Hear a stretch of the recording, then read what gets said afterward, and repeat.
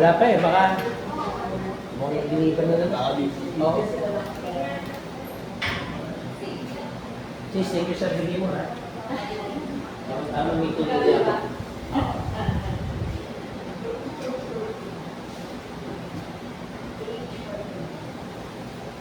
Wala choir sa magduduwit sila. Sa daan na kami. Kaya mga sisla, pinsan din yung sa pleno.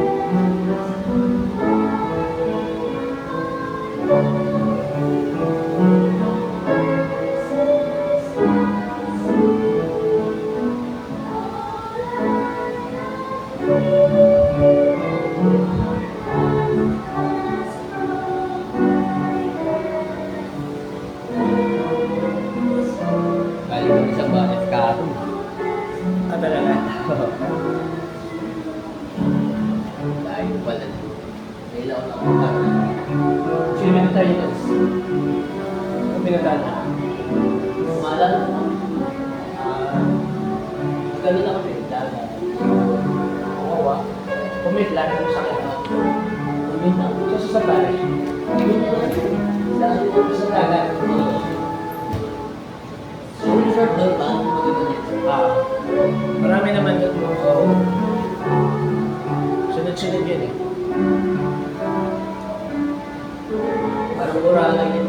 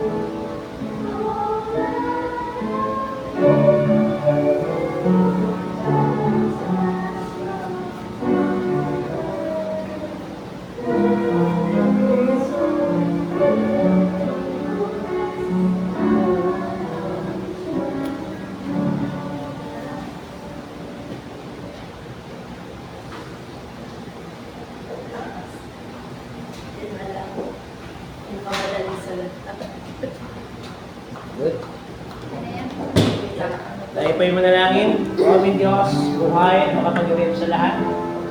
Ang aming pong kagalakan na makarating muli sa inyong mga tahanan upang minsan pa ibigyan namin ng daan ang aming pagsamba at pagpupuri sa pagpalit ng taon mula 2025 at sa pagsalubong sa 2026. Kayo ang aming lakas, kayo ang aming sandigan, o kaya pangunahin niyo po kami at samahan sa oras na ito. Sa pangalan ni Jesus. Amen.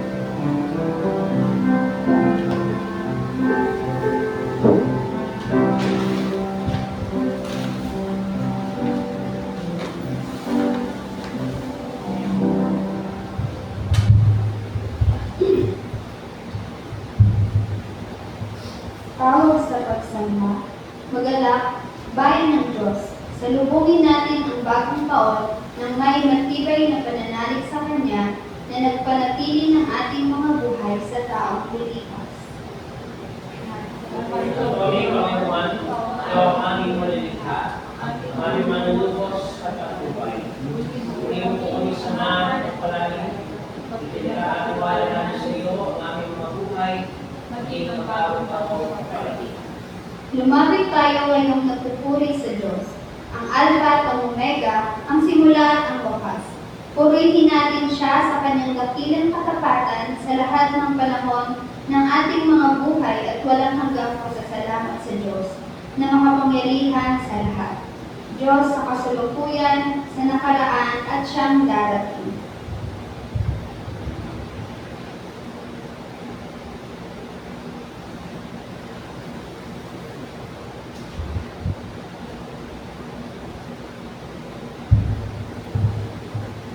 O Diyos na aming magulang, kami ay lumaharap sa iyong presensya na may kapakumbabaan, sapagkat ikaw ang aming lakas at tagapagligtas. Sa pagbabago ng taon, nawa ay patuloy na magliwanag ang iyong ilaw ng katotohanan sa aming buhay. Gabayan mo kami sa aming mga desisyon upang lumalakad kami kasama ni Jesus na siyang aming daan, katotohanan at buhay. Pangunahan mo kami, O Diyos, upang pumindig kami ng lingkod na may pagmamahal sa katotohanan at katotohanan. Tulungan mo kami walang ibang tatanggapin, kundi ang iyong pagbabay, walang ibang paglilingkuran, kundi ang iyong karangalan. Tulungan mo kami na may pahayag namin ang aming pagiging religyoso ay hindi sa mga ritual o seremonya, pagkus makita sa panloob ng pagkilala ng aming mga puso sa iyo at sa aming Papa. Sa pangalan ni Jesus, ito ang aming panalangin. Amen.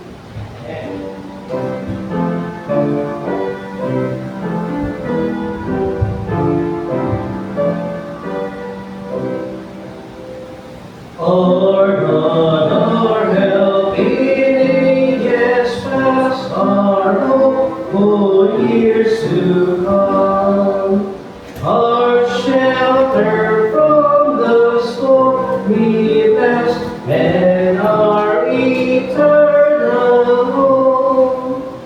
Under the shadow of your throne, your saints shall dwell secure.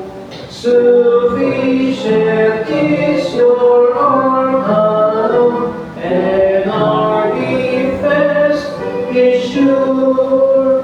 Before the hills in order stood, o'er earth they refrain. From everlasting, you are bound to endless years the same. A thousand angels in your sight are like an evening dawn. Short as the watch that ends the night before the rising sun. Time like an ever-rolling stream, their soul it sucks away. They fly forgotten as a dream, lies at the opening day.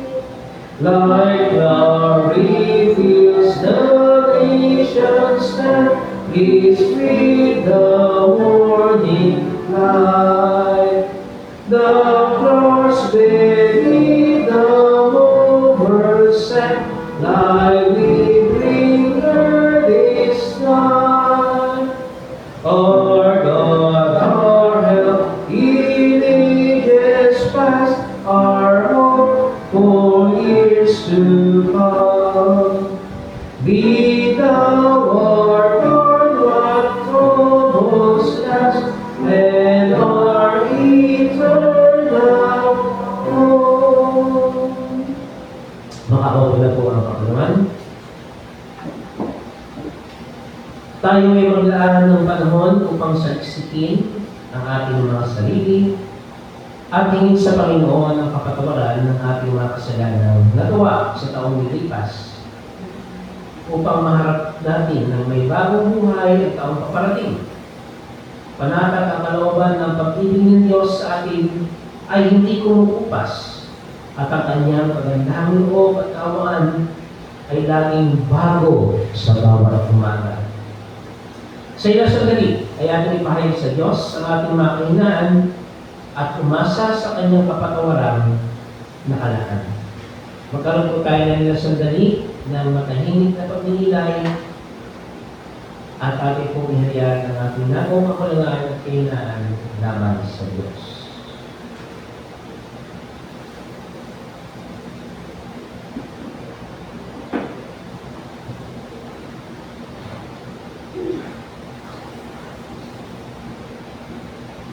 Sa uli, winasak natin ang langit na tinatawag ng daigdig.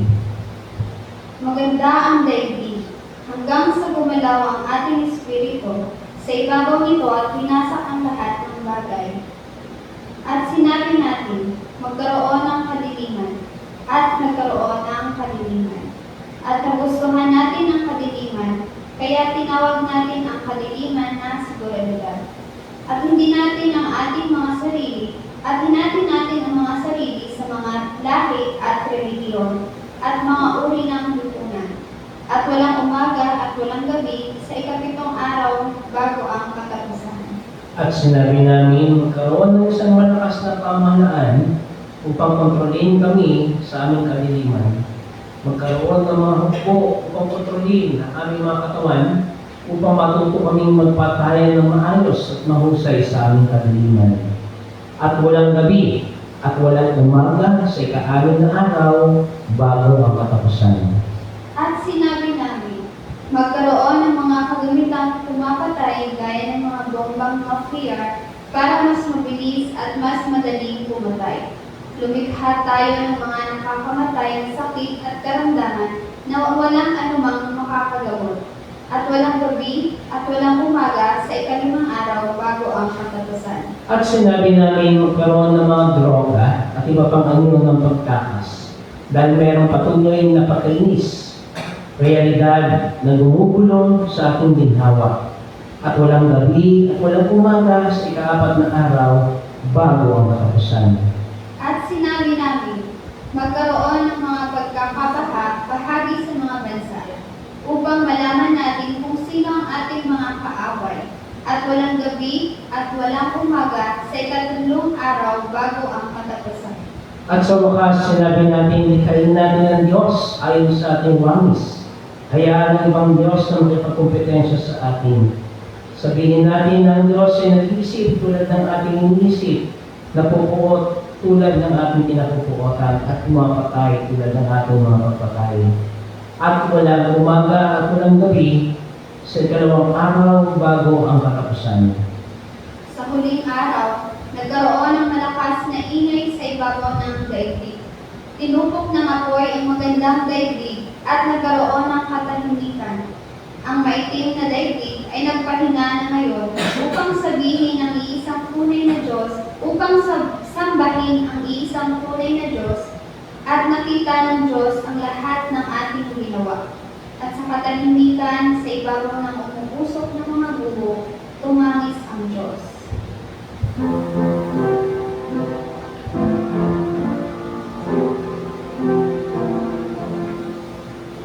God made the heavens and the earth, God's Spirit moved, they came to be.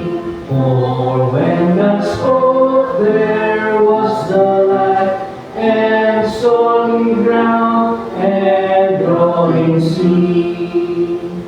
Lord, all your works are precious gift, you give dominion, help us share in your creations, loving care.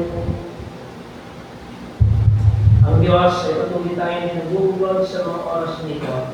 Kaya sa ating pagharap sa bagong taon, alalahanin natin na sinabi ni Apostol Pablo, iwanan ninyo ang dating pamumuhay, hubarin ninyo ang dating ninyong pagkatao na nagpapahamak dahil sa masasamang pita.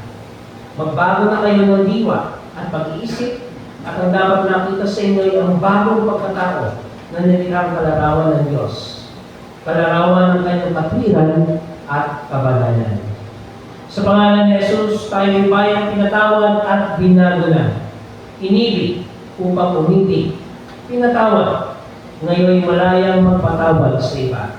Pinagpala upang magbahagi ng biyaya sa lahat ng tao na ating makakasalamuhan. Purihin ang Panginoon na nagbibigay sa atin ng katiyakan ng kaligtasan at buhay na walang hanggan.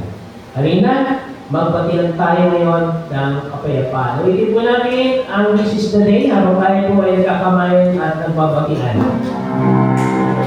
This is the day, this is the day that the Lord has made, that the Lord has made. We will rejoice, we will, and be glad in it, and be glad in it. For this is the day that the Lord has made. We will rejoice and be glad in it. This is the day, this is the day that the Lord has made. Ito ang araw, ito ang araw, ito ang araw na gawa ng Diyos, na gawa ng Diyos. Tayo masaya,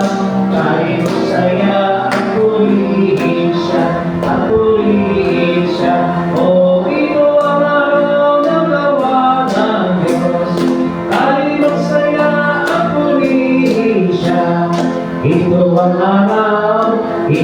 araw na gawa ng Diyos. Palapan po natin ang Panginoon.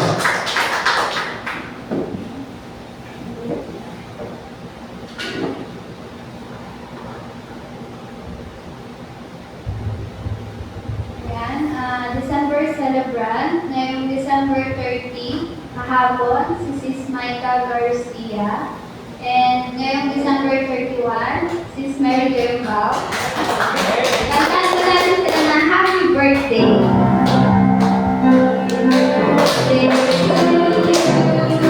Happy birthday to you. Happy birthday, happy birthday. Happy birthday to you. Maligayang kami sa iyong kapsilan, Diyos at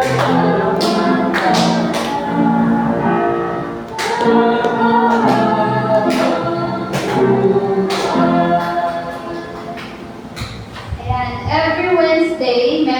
tayong prayer meeting and Bible study.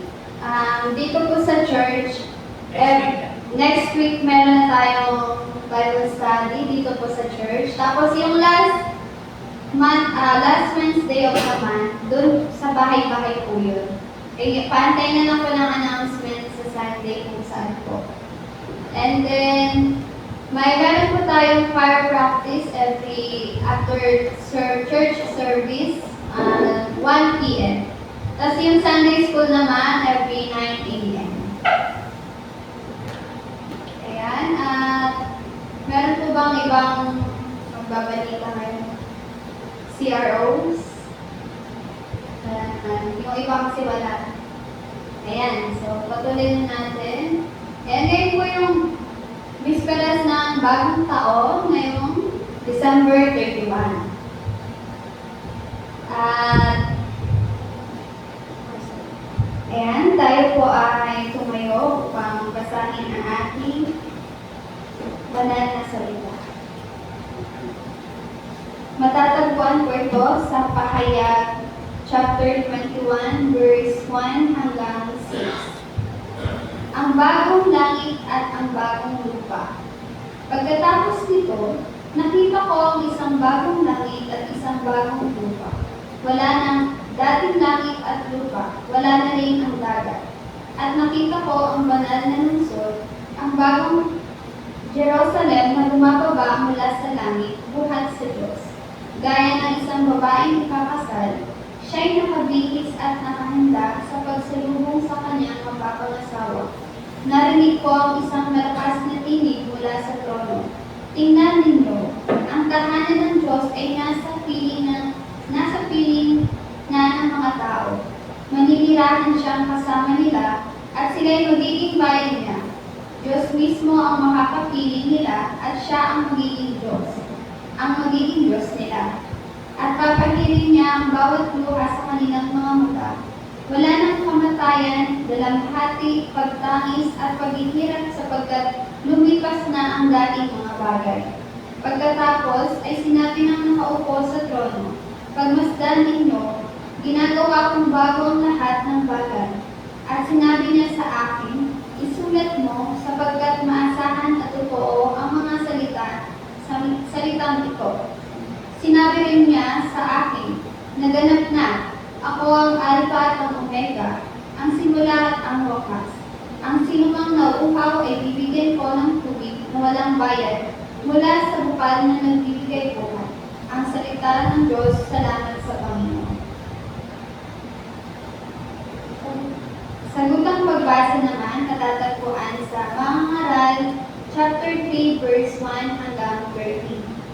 Ang lahat ng pangyayari sa daigdig ay nagaganap sa panahong itinakda ng Diyos, ang panahon ng pagsilang at panahon ng pagkamatay. Ang panahon ng pag-ibig, ang panahon ng pagdunod, ang panahon ng pagkakay, ang panahon ng pagpapagaling. Ang panahon ng pag-iba at panahon ng pagtayo, ang panahon ng pagluha at ang panahon ng pagtawa. Ang panahon ng paglusa, ang panahon ng pag-ibig, ang panahon ng pagkakalat ng mga to, ang panahon ng pag-ipon sa mga ito. ang panahon ng pagyakap at panahon ng pagdalayo, ang panahon ng paghahanap at panahon ng pagkawalan niyo, ang panahon ng pag-iingat sa isang bagay at panahon ng pagtatapon, ang panahon ng pagpunit at panahon ng pagkahit. Ang panahon ng pag-ibig at panahon ng pagsasalita. Ang panahon ng pagmamahal at panahon ng pagkapuot, ang panahon ng digmaan at panahon ng kapayapaan. Ano ang mapapala ng tao sa kanyang ginagawa? Ang kanyang lahat ng bagay sa palamunan. Ang tao ay binigyan ng pagkasa ang bukas, ngunit hindi binigyan ng pagkawala sa ginawa ng Diyos mula sa simula hanggang sa wakas. Ang salita ng Diyos, salamat sa Panginoon. Manatili po tayo nakatayo sa pagbasa ng Ebanghelyo ng ating Panginoon ayon kay Mateo, Kabanata 25, versikulo 31 hanggang 46. The Gospel of Matthew, chapter 25, verses 31 to 46. Sa maluwalhating pagdating ng anak ng tao, kasama ang lahat ng anghel, uupo siya sa kanyang trono ng kaluwalhatian. Tipunin sa harapan niya ang lahat ng mga bansa at sila'y kanyang magbubukod-bukulin, tulad ng ginagawa ng pastor sa mga tupa at mga kambing. Ilalagay niya sa kanyang kanan ang mga tupa at sa kaliwa naman ang mga kambing. Kaya sasabihin ng hari sa mga nasa kanan niya, "Hali kayo, mga pinagpala ng aking Ama. Pumasok kayo at tanggapin ang kaharian ng handa para sa inyo, wala man nang likhain ang daigdig. Sapagkat ako'y nagugutom at ako'y inyong pinakain, ako'y nauuhaw at ako'y inyong pinainom. Ako'y isang dayuhan at inyong pinatuloy. Ako'y hubad at ako'y inyong dinamitan. Nagkasakit ang inyong dinalaw, napilanggo at inyong pinuntahan." Sasagot ang matuwid, "Panginoon, kailan po namin kayo nakita na gutom at ang aming pinakain o nakuhaw at ang aming pinainom? Kailan po kayo naging dayuhan at aming pinatuloy o kayo'y hubad at aming dinamitan? At kailan po namin kayo nakita nagkasakit o nabilanggo at kayo'y aming dinalaw?" Sasabihin ng hari, "Tandaan ninyo, nang gawin ninyo ito sa pinakamahamak na mga kapalit kong ito, sa akin ninyo ito ginawa." Sasabihin naman niya sa mga nasa kaliwa, "Lumayo kayo sa harapan ko, kayong mga sinumpa. Doon kayo sa apoy na hindi namamatay na hinanda para sa diablo at sa kanyang mga kampon. Sapagkat hindi ninyo ako pinakain nung ako'y nagugutom, hindi ninyo ako pinainom nung ako'y nauuhaw. Hindi ninyo ako pinatuloy nung ako'y isang dayuhan, hindi ninyo ako dinamitan nung ako'y hubad. Hindi ninyo ako dinalaw nung ako'y may sakit at nung ako'y nasa bilangguan." At sasagot sila, "Panginoon, kailan po namin kayo nakita na uhaw, nagutom na uhaw, at walang matuluyan, hubad, may sakit o nasa kalingbuhan, na hindi namin kayo tinulungan." At sasabihin sa kanila ng hari, "Tandaan ninyo, napakita ninyo ng tulong ang isa sa pinakahamak sa mga ito, ako ang inyong pinagkaitan. Itatabuhay ang mga ito sa kaparusahan walang hanggan, ngunit ang mga matuwid ay pupunta sa buhay na walang hanggan." Ito ang mabuting balita ng ating kaligtasan.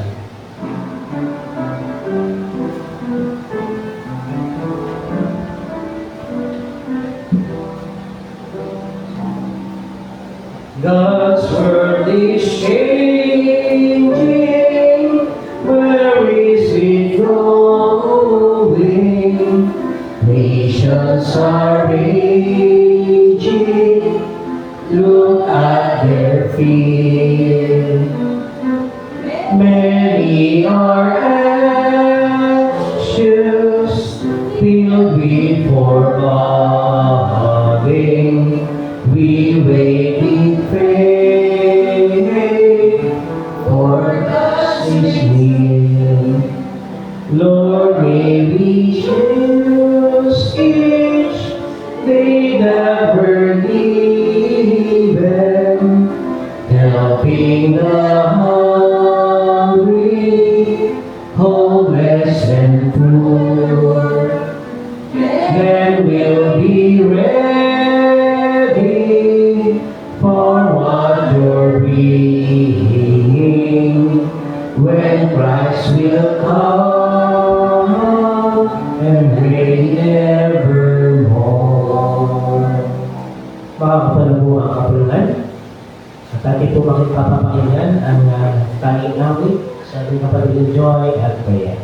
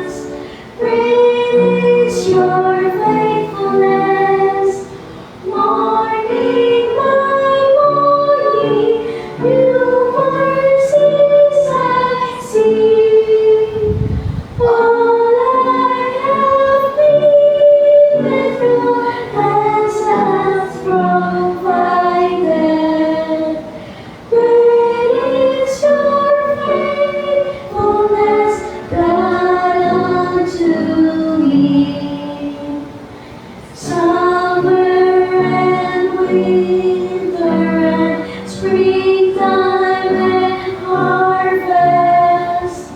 Sun, moon, and stars in their courses above.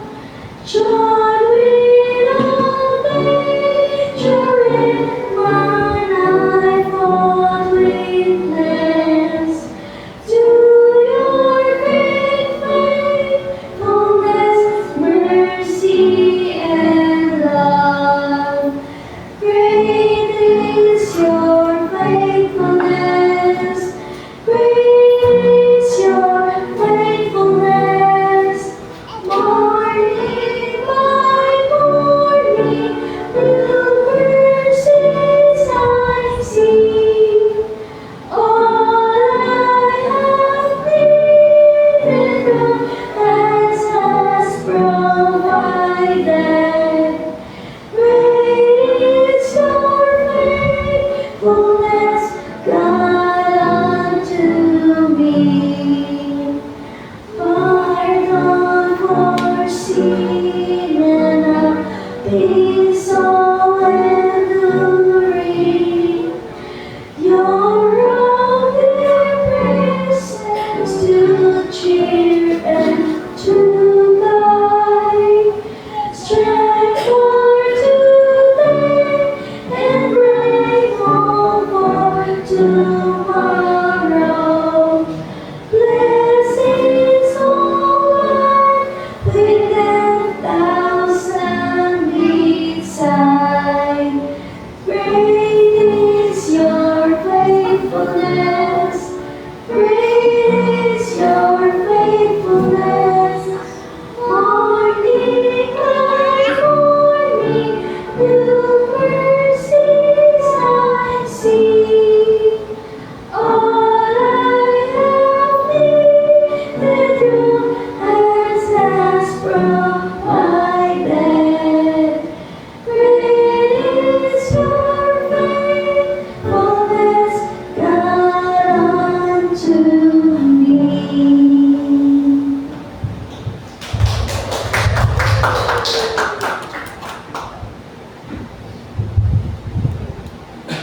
Maraming salamat po, kapatid Andrea.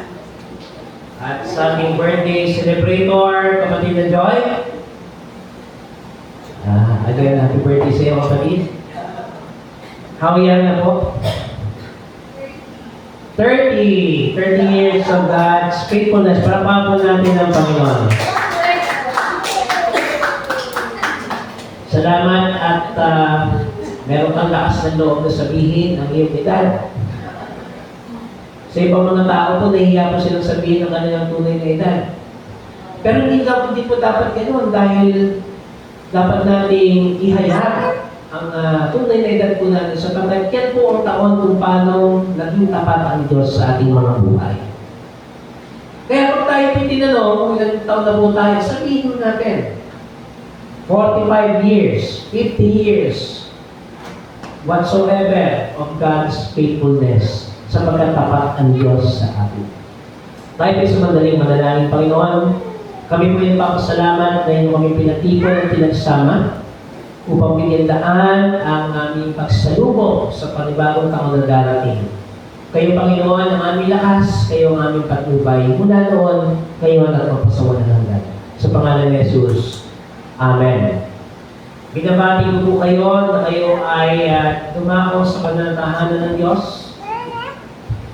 At sa iba po natin mga kapatiran na nanonood po dyan sa kanilang mga bahay, sapagkat atin pong binigyan ng panahon ang pinagmulan ng lahat at ating naging lakas at gabay sa 2025 at kinikilala po natin magiging gabay sa pagtaong paparating. At kaya hindi mo nang mag-skip muna ako doon sa ating teksto ngayong umaga. At mag-focus po sa tatlong mga New Year quotes na aking pong nakitang akma sa ating kalagitnaan. Ang una pong quote ay mula po kay Melody Diati. At sabi po niya ganito, The new year stands before us like a chapter in a book waiting to be written. No? The new year stands before us like a chapter in a book waiting to be written. Ngayon, yung ating pong word na ginagamit ngayon ay salubong. Pag tayo po ay sumasalubong,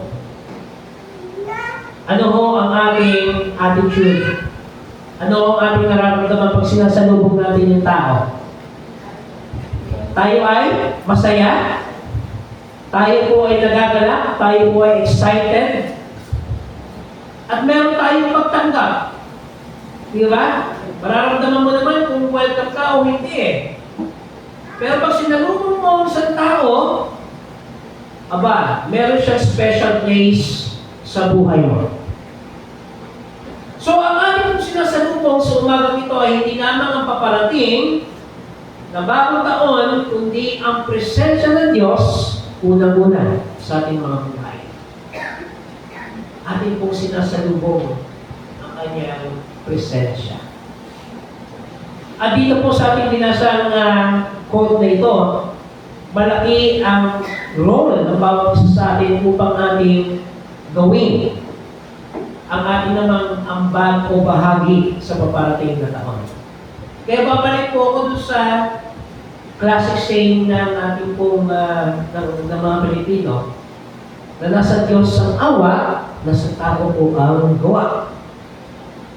Habang ang Diyos ay ginagampanan ang kanyang magiging Diyos sa buhay natin, meron din po tayong ambag at partisipasyon bilang kanyang mga anak at mga lingkod. So sabay po tayong gumagawa at kumikilos. Hindi naman pwede sabihin ng Panginoon, sige, pag-provide ko sa iyo ang iyong mga pangangailangan. Eh, nandiyan naman na ang bigas. Meron ka ng ulam. Alam nga ng Diyos pa magluto sa iyo nun. Meron din tayong ambag. Meron tayong partisipasyon. So tayo po ay nagbibigay daan sa paparating na taon at ang taon ito ng Diyos ang pangunahin sa atin sa nagdaang taon o sa taong 2025 at ang ating Diyos pa rin ang magiging pangunahin sa atin sa panahon at sa taong darating. Ikalawa po, gusto ko pong bigyan ng pansin kung karunungang sinabi ng aklat ng mga ngaral na bawat bagay sa mundong ito ay merong nakalaang panahon. Yung bang panahon ng 2025 compared from the 1300s is the same? Yes, it's the same. Pero nagbabago po yung tinatawag nating mensahe. Nagbabago po kung paano tayong natututo sa ating buhay at sa ating karanasan. At nagbabago yan kung ano ang ipinapaunawa sa atin ng Diyos. Pero nananatili po ang katapatan ng Diyos mula noon, ngayon, at sa mga susunod pang panahon. Nagbabago ang panahon, pero ang Diyos ay hindi nagbabago kailanman. So yung kanyang pag-ibig mula noon hanggang ngayon, pareho yan. Ano? Hindi tayo kinalimutan ng Diyos. Sad to say, tayo mga tao ang tumatalikod sa Kanya at nakakalimot sa Kanya. Ang hamon sa atin ay kung paano natin gagawing makabuluhan ang panahong inilaan sa atin at pinagkaloob ng Diyos. Kaya babalik po tayo sa una nating isipan na tayong lahat ay merong ambag at partisipasyon upang maging mabunga ang panahong ipinagkaloob sa atin ng Diyos. Meron pong dalawang uri ng panahon na tinutukoy ang ating banal na kasulatan. Unang-una po, itinatawag na Chronos. Galing po dito yung salitang chronology. At ito po ay nakabatay sa oras na tinakda natin bilang mga tao. Sa loob ng 24 oras, meron pong ilang minuto, mga kapatid. Sige nga, sumagot kayo sa math. In 24 hours, how many minutes po? O sige, masyado malaki. In an hour, ilang minutes? 60. Tama po? Sa isang oras, merong 60 minuto. Okay? Sa isang minuto, merong 60 segundo. Sa isang buwan, merong 30. O isa pag leap year, 29 na araw, hanggang 31 araw. Etc. etc. Ang Chronos po, mga kapatid, kaya natin i-organize. Lalo tingin, magkakaroon na po ng pasok next week. So dapat 4 o'clock o 4, sa mga may estudyante, alas 5 pa lang, gising ka na, nagpe-prepare ka na ng breakfast, nagpe-prepare ka na ng lunch. Dapat sa ganitong oras, maihatid mo sa school ang iyong estudyante. Yun ang Chronos. Ano? Dito sa ating church, 10 o'clock ang service, dapat matapos lang at least before 12, 1 o'clock, practice ng choir, after that, etc., etc. Chronos po yan. Yun yung tinatawag nating nakokontrol ng tao. Pero pag sinabi po natin Kairos, ito po yung uri ng panahon na itinakda ng Diyos. Ayon sa kanyang kalooban, ayon sa kanyang nais. Ngayon, may nakita po akong illustration tungkol dyan. Na may mga bagay sa mundong ito na hindi ho natin kayang kontrolin. Naniniwala po ba tayo ng mga kapatid? May mga bagay na kaya natin kontrolin at may mga bagay na hindi natin kayang kontrolin. Para daw po tayo na sa isang border. Upang maiwasan po natin ang pag-iisip, ang pag-aalala, pagkatakot at pangamba sa taong darating, ibigay natin sa Diyos yung para sa Kanya. At huwag po tayong lalagpas doon sa ating borderline. Dahil kapag lumagpas ka na doon sa para sa Diyos, yung Kanyang dapat gawin, doon na nagsisimula na ikaw ay magkaroon ng pangamba at iba pang uri ng pagkatakot. Nangangahulugan ng taong ito ay buong puso nating pinagkakatiwala sa Diyos ang lahat. Ganon din ating pagkakatiwala sa Diyos ang 2026. Sapagkat may mga bagay na hindi po natin kayang kontrolin sa buhay nito. At doon po papasok at tinatawag natin Kairos. In His time, He makes all things beautiful. Yung sa tingin po natin, parang sinakluban na tayo ng mundo. Tayo po ay pasan-pasan na natin ng daigdig dahil sa dami po natin mga challenges. Name it, financial challenge, health challenge, relational challenges, within the family, within the church, sa ating pong lipunan. Aba, tayo na yata, mga kapatid, ang mga mananampalatayang Kristyano na ang sumagap niyan. Pero dahil mahal po'y merong Diyos na buhay at makapangyarihan sa lahat, sasabihin natin sa taong 2026, kaya ko nang harapin yan. Sapagkat napagtagumpayan na ng ating Diyos, ng ating Panginoong Kristo ang lahat. At tayo rin ay magtatagumpay sa laban ng buhay na ito. So we are expecting, mga kapatid, na sa taong 2026, may darating pang mga challenges. Hindi po mawawala yan. Pero dahil kasama natin ng Diyos, at siya ang ating pinaglilingkuran, sasabihin muli natin, kaya ko na yan, sapagkat pinagdaanan ko na yan. And come to think, mga kapatid, minsan talaga hindi may iwasan na tayo pinag-iisip at nag-aalala. Yan ay bahagi ng ating kalikasan bilang mga tao. Sino ba naman ang hindi mag-iisip kapag marami ka ng gastusin? Ano? Sino ba naman yung mag-iisip pag wala nang laman yung bulsa mo? Pero never, ever tayo pinabayaan ng Diyos. At pinatunayan niya sa atin na kailanman na hindi niya tayo pababayaan at iyon.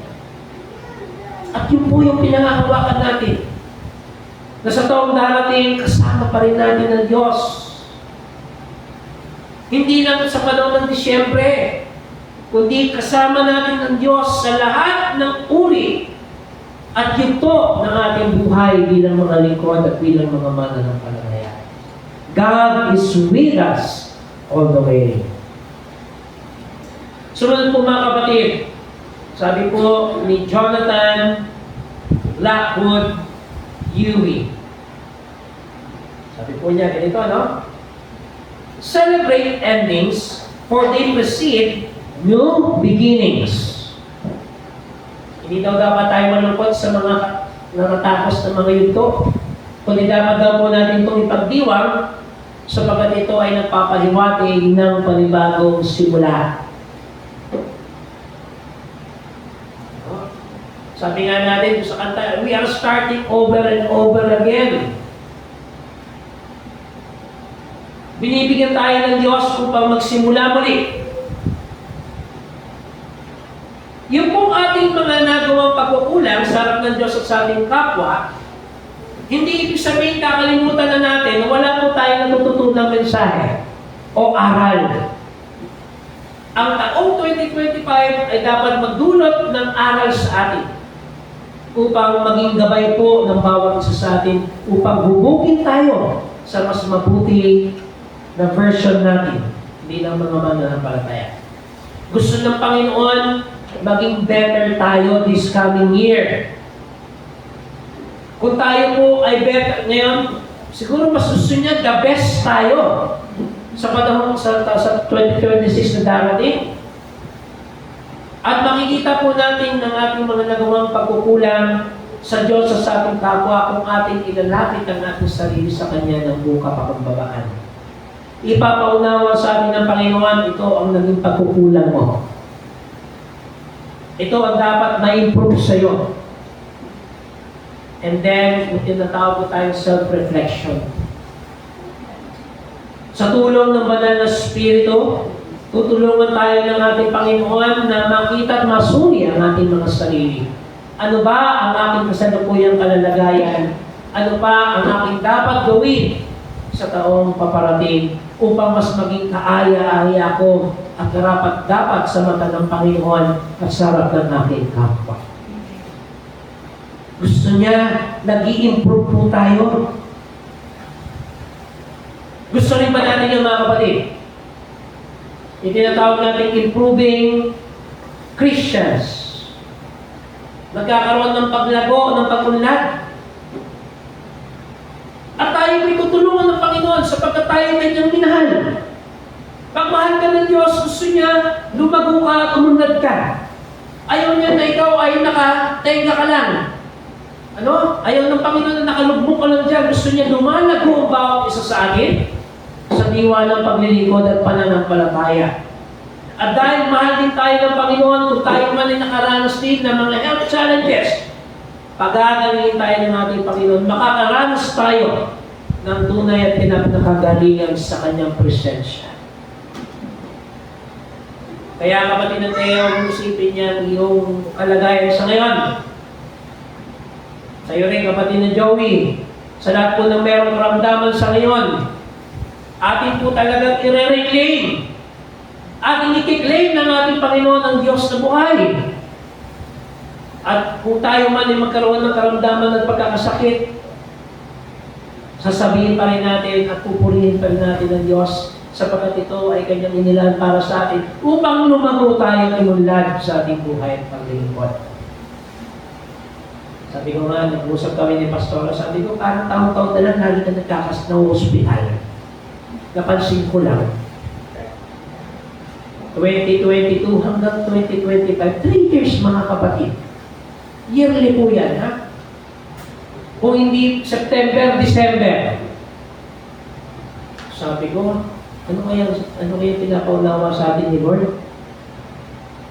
Sabi ni Lord, magkakasakit ka para yung mga taong tutulong sa inyo, may pagtulong sa inyo. Kasi December Alam niyo, napakabuti ng Diyos sapagkat gumagawa po siya talaga ng paraan sa hindi mo inaasahang mga pangyayari at sitwasyon. Talagang God moves in mysterious ways, mga kapatid. Ano? At talagang ipapaunawa niyo sa iyo na kung ikaw ay natitinan na, kung ang iyong bangka ay niyuyugyug na, papanatagin ka ng ating Diyos. Bibigyan ka niya ng kapanatagan at ng katiyakan. At sasabihin niya kailanman na hindi kita pababayaan o iiwanan man sapagkat ikaw ay aking anak. Ikaw ay mahal sa akin.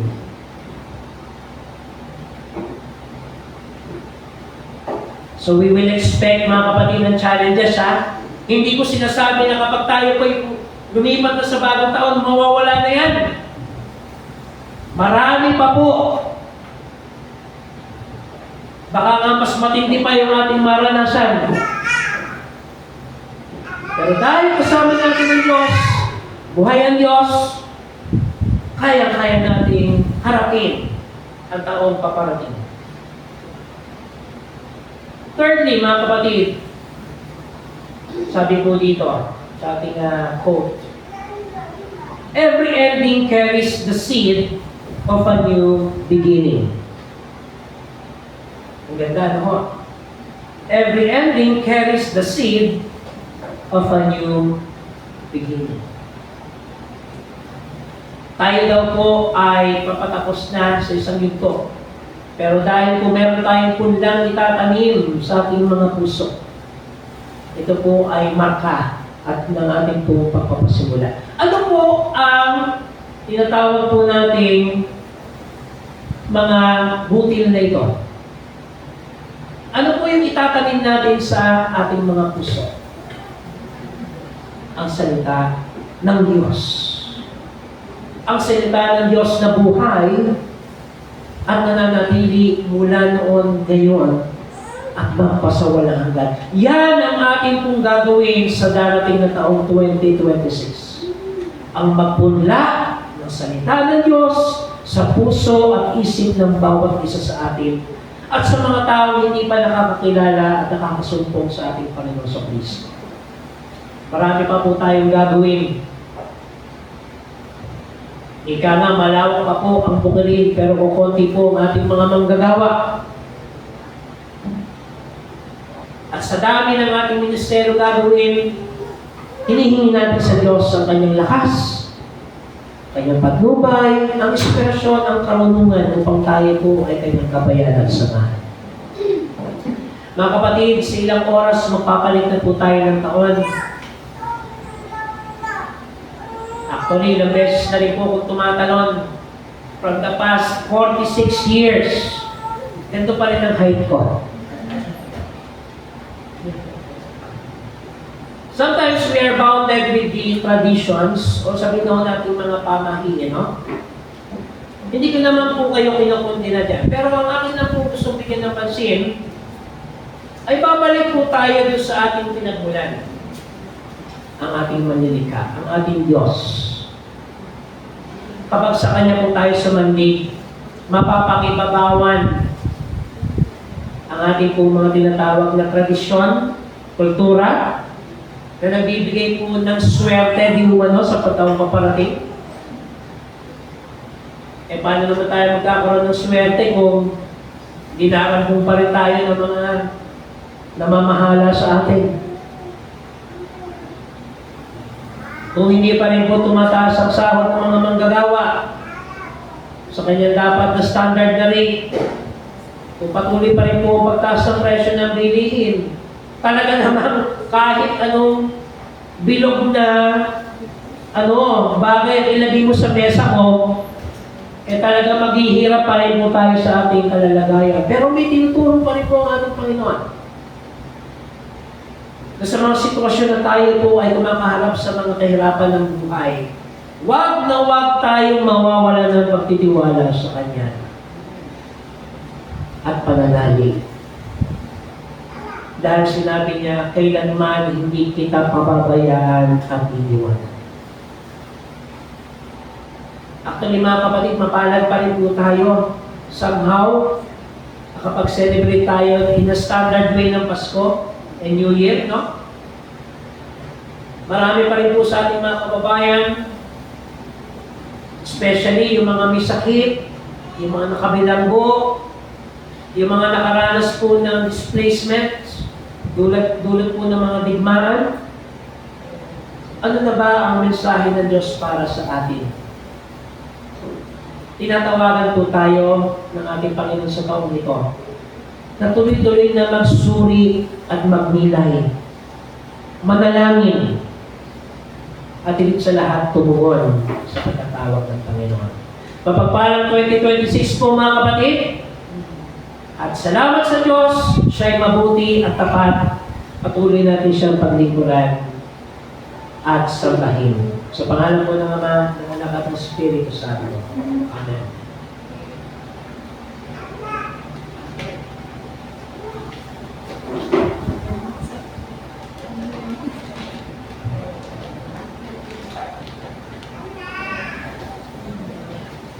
Tayo po lahat ay tumayo.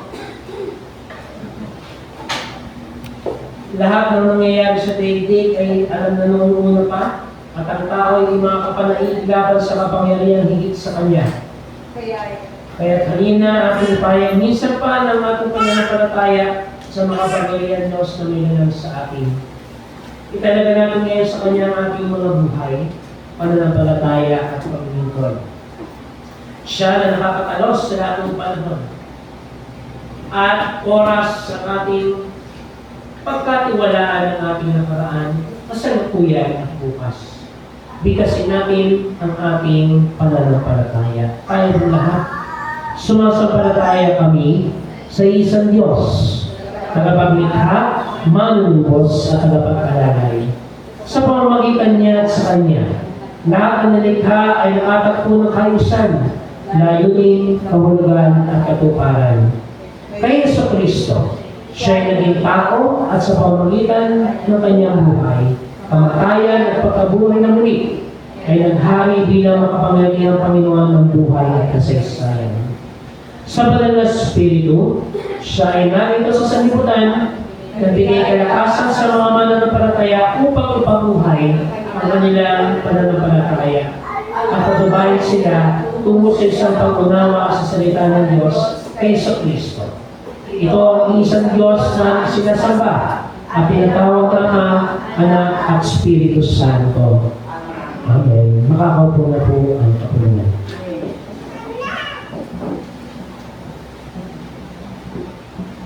Mula sa pagkahandog, wika ni Apostol Pablo, alam ninyo kung gaano kalaki ang pag-ibig ng ating Panginoong Jesucristo, bagamat mayaman ay nagpakadukha upang yumaman kayo sa pamamagitan ng kanyang karukhaan. Sa loob ng isang taon ay hindi tayo iniwan ni pinabayaan man ng Diyos. Natanggap natin ang kanyang mga pagpapala ng higit pa sa ating inaasahan. Kaya naman, bilang pagkilala at pasasalamat sa kanyang kabutihan, ating tugunin ito sa pamamagitan ng ating mga kaloob na alay at iba pang handog.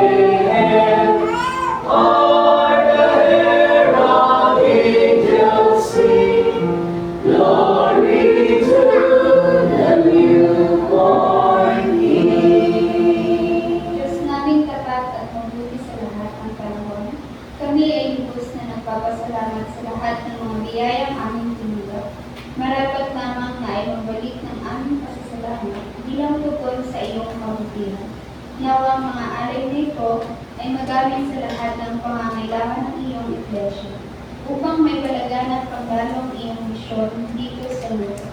Higit mo pang pagpalain, Panginoon, ang lahat ng anak mong bukal sa pusong nagkaloob. Ito ang aming panalangin. Daglayang pasasalamat sa pangalan ng Jesus. Amen.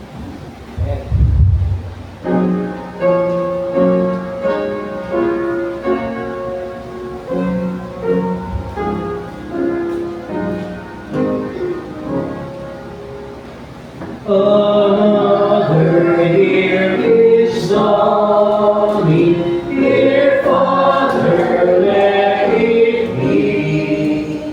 In working or in waiting, another year with thee.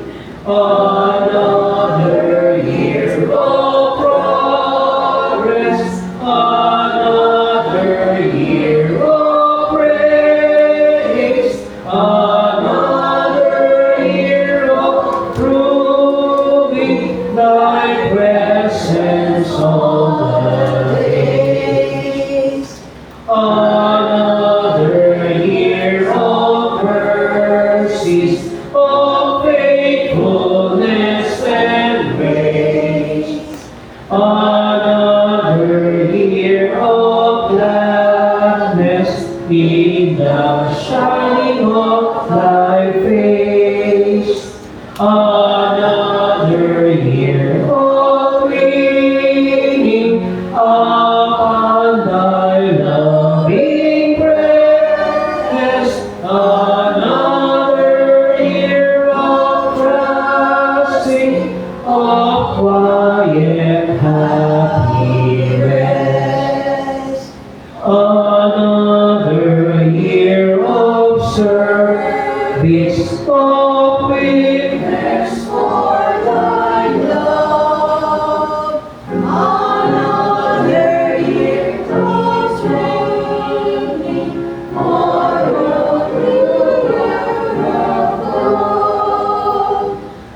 another year is dawning, dear Father, let it be. On earth or else in heaven, another year for thee. For me, Lord, so clear of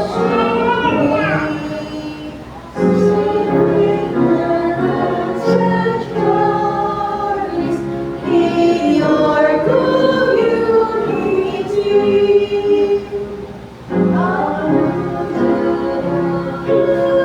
Mga kapatid, sisindihan ko ang banggitan ito sa pangalan ng Ama. Ang Diyos na makapangyarihan sa lahat, na nagbigay ng liwanag sa mundo at hininga upang magkaroon tayo ng buhay. Sa pangalan ng Diyos na si Jesucristo, na naligtas ng isang katauhan at pinagpapala ang ating mga puso ng kapayapaan mula sa maraming kabalasahan. Sisindihan ko rin ang kandilang ito sa pangalan ng Espiritu Santo, na patuloy na gumagabay sa atin at sa ating pag-iwan sa taong 2025. Lahat ng pasakit nito ay magdadala ng aral at tibay sa atin upang harapin ang bagong taong 2026. Hindi natin nalalaman ang mga kakaharapin natin, subalit isang tiyak, ang Diyos ay kasama natin. Kaya siya na nangako ng isang bagong langit at bagong lupa ay lagi natin kasama upang maisabuhay natin ng sama-sama ang isang bagong kalagayan. Mayo tayo ngayong taglay ang pananampalataya na ang Diyos ay nasa sa atin, ang Diyos ay nasa tabi natin at laging sumasa atin. Tayo po ay manalangin. O aming Diyos na buhay na makapangyarihan sa lahat, sa aming pagsindi ng inyong kandila, ang kandila ni Kristo.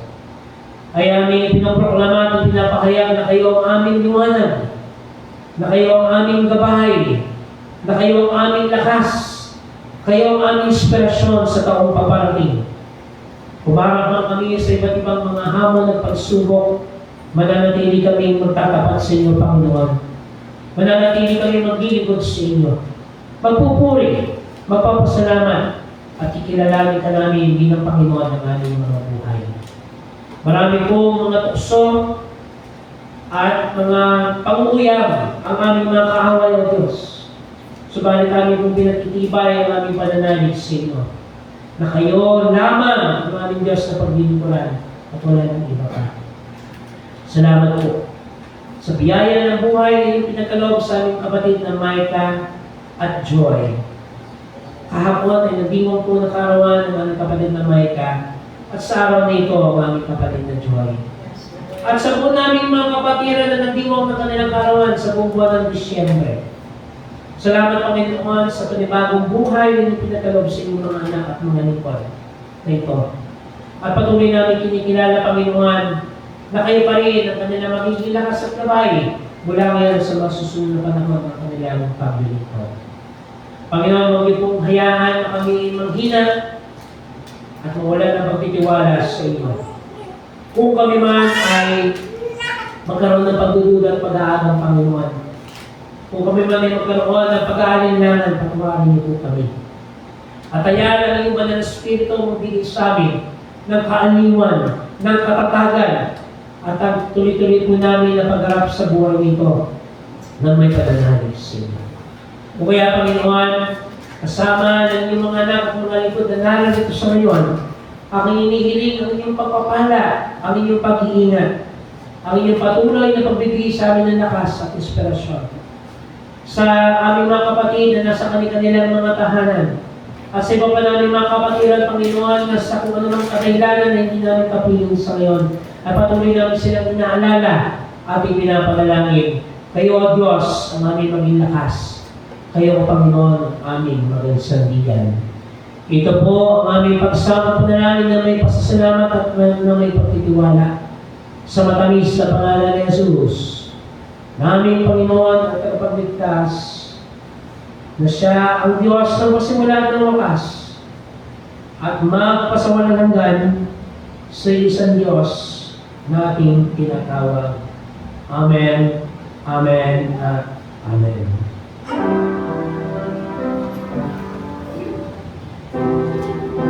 The Lord bless you and keep you. The Lord give His countenance upon you and give you peace. And give you peace.